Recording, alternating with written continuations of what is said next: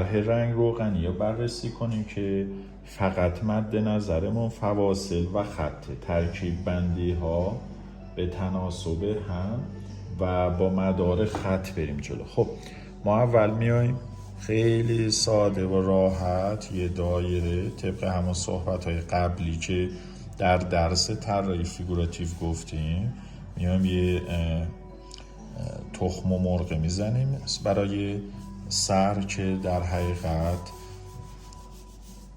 اندازه‌شو نسبت به صفحه و مقیاس‌هاشو در نظر میگیریم که پا جا بشه و خط فک تا حدودی مشخص میکنیم.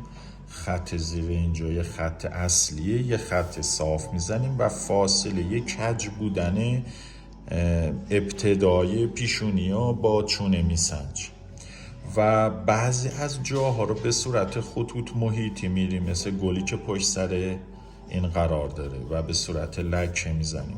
این طرح فقط مدار تقسیم بندی داره و درون این طرح جزئیات زیاد معنا نداره از لحاظ ساخت و ساز. پس سعی میکنیم به صورت کلی طرح بریم جلو. فرم گوش، فرم گردن و خط هایی که با تعدد یک چشممون روی طرح و اینکه بتونیم طرح‌ها خیلی ساده با تقسیم بندی های خودش در بیاریم. خب خط شونه رو میزنیم و بعد فرم بازو و بعد ساعد دست و فرم ساده این طرف. دوباره فرم بازو رو یک خط صاف میزنم و خط تموم ذهنی شاگردمون الان رفته این که چونه رو با شونه ما ادغام کردیم و یه شاگردمون رفته در این مبحث که این دوتا رو مباحثات کرد. خب دوباره شروع میکنم فاصله سر شونه رو با زیر سینه مقیاس خط این طرف و خط اینجا وسط رو میزنیم و خط گردن دوباره یه هفته قرار میگیره. خط ها خیلی کم رنگ و بازی خط ها داریم روش بیشتر تکیه میکنیم. خب میایم نسبت به حرکت انتهایی آرنج مقیاس فرم بادسن رو میسنجیم و خط اینجا به صورت یه استوانه که سر استوانه اینجا قرار میگیره، انتهای استوانه اینجا. میایم خیلی ساده فاصله اینا با این میسنجیم و نسبت به طرح. حالا ممکنه بعضیا مدل زیاد نداشته باشن که زنده بزنن و ما از رو مدل‌های رنگ روغن یا مدل‌های رنگ روغن اگر تو تبلت هم باشه که بزرگتر باشه فوق‌العاده بهتره. دوره میام فاصله این استوانه رو با این طرف پا میزو میکنیم، یه حرکت خیلی ساده میزنیم. حرکت این طرف رو تقسیم بندش رو تا حدودی نشون میدیم و میایم مقیاس این طرف پا رو و تو رفتگی اینجا شروع این قسمت پا رو و خیلی ساده میایم با یه لکه فوق‌العاده ساده اینا از هم جدا میکنیم به این صورت و حرکت پا رو اینجا نشون میدیم تا حالا بعد ریزه کاریایی بیشتری که توش میاد خودش نشون بده.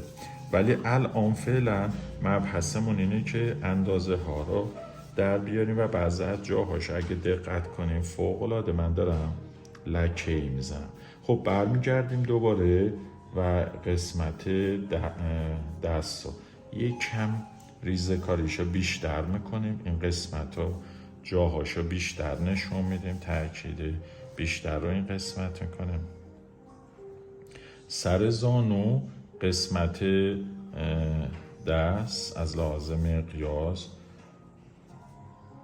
جدا سازی انجام میدیم، فرم سر دست رو جدا سازی انجام میدیم. یه جدا سازی هم اینج دست رو همه و به خاطر همین فعلا تو جزئیاتش اصلا نمیریم و قسمت این طرف دست رو میایم به این صورت و دوباره این قسمت رو جدا سازی میکنیم. یه جدا سازی برای این طرف و یه حرکت ساده برای دست میزنیم به این صورت. یه جدا سازی اینجا انجام دادیم و دوباره این طرف و خطای دست رو میزنیم.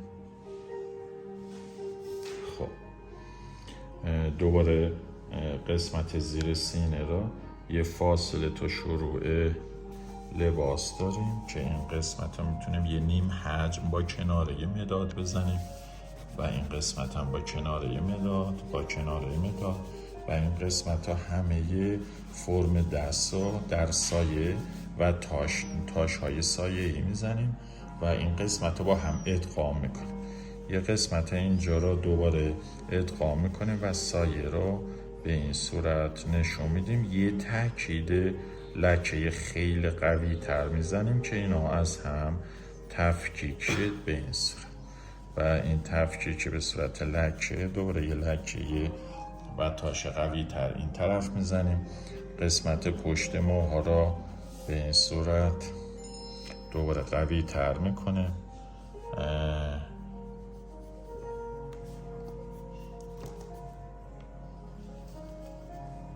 دوباره این قسمت ها روی شونه یکم تاکید میکنیم بعضی از خط ها رو به هم یه جورایی از لحاظ فواصل اندازه ها تو این برگشتمون دقت بیشتری میکنیم، مثلا فاصله این با این و فاصله شیب این و کج بودنش به این صورت. حتی خط میزنیم که برای خودمون مسجل بشه که چه کاری داریم انجام میدیم، آیا درسته غلطه. حتی این خط گذاری و مقیاس بندی به خود ما در این فرم و این اندازه بندی کمک میکنه.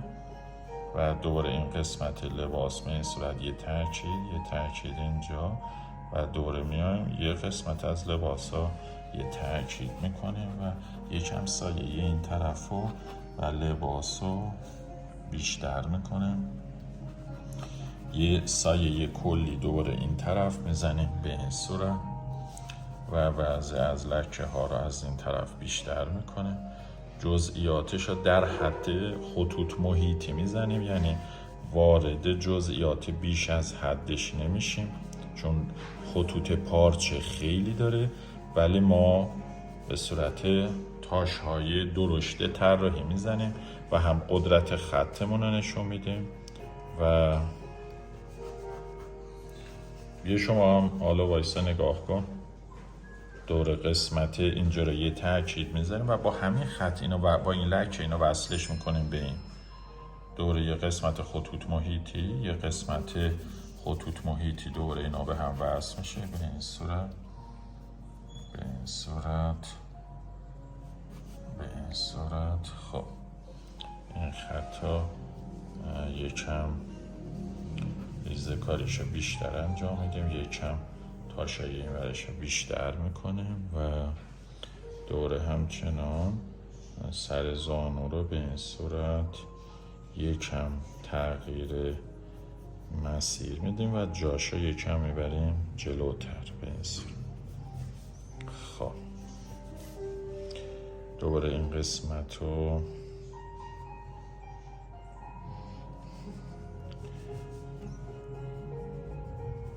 یه لکه این طرف میزنیم به این صورت. جزئیات سر انگشت رو اصلا نمیزنیم. قسمت پا دوباره و قسمت پا به این صورت.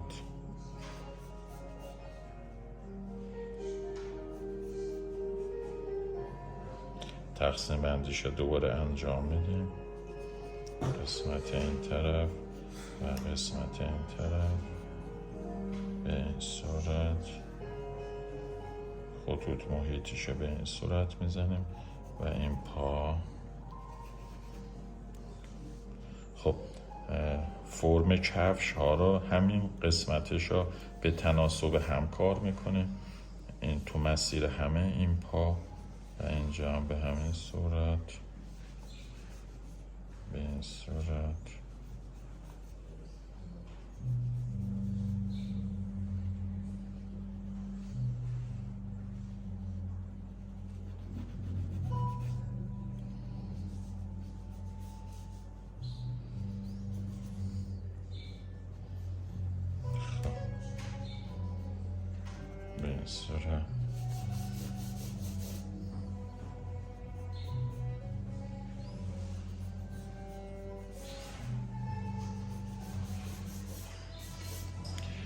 فاصله اینو با این میسنجیم، فاصله این طرف رو با این میسنجیم و در حقیقت خود این داخل یک کادر قرار میگیره و جزئیاتش دیگه فعلا بیش از این جلو نمیریم. یه تاکید این قسمت میکنیم، یه تاکید این قسمت و تاش ها به همین صورت دوباره بعضی از جاهای تابلو رو یکم به هم وصل میکنیم به این صورت، به این صورت تاشاش به این صورت، یه قسمت از اینجا و خب همین خط ادامه میدیم به این صورت و تاش اینجا برای نشون دادن هویت کنار این طرف ته و بعد دوباره برمیگردیم و یه مقدار از صورت ها برای کسایی که در بخش آموزشی و فقط میخوان مقیاس ها رو یاد بگیرن این ته داره زده میشه و بیش از این جلو نمیخوایم بریم، ته میخوایم حدودش مشخص باشه و انشاءالله با پیشرفت دوستان بعد دوباره در مقیاس بندی های بیشتری قسمت های دیگه زده میشه.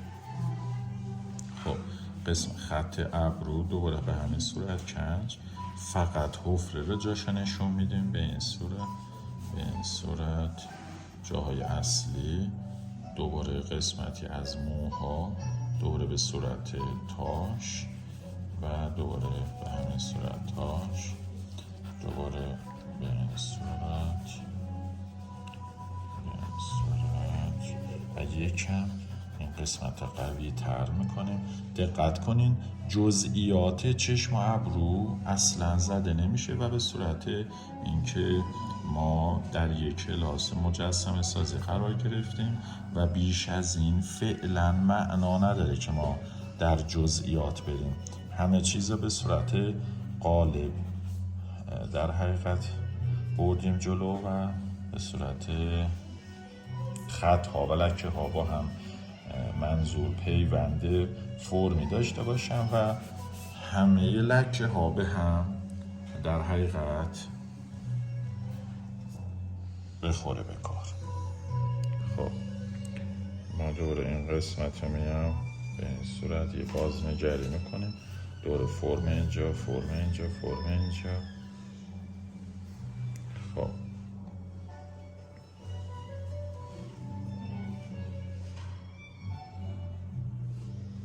بعضی از جاها رو دور خطوط محیطی یه لکه هایی میزنیم مشخص کنیم تو حدودی که لباس به چه صورتی بوده.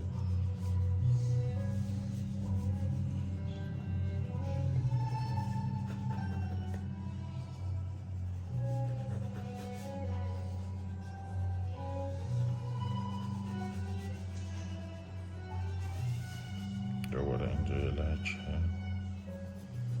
دوباره اینجا. خب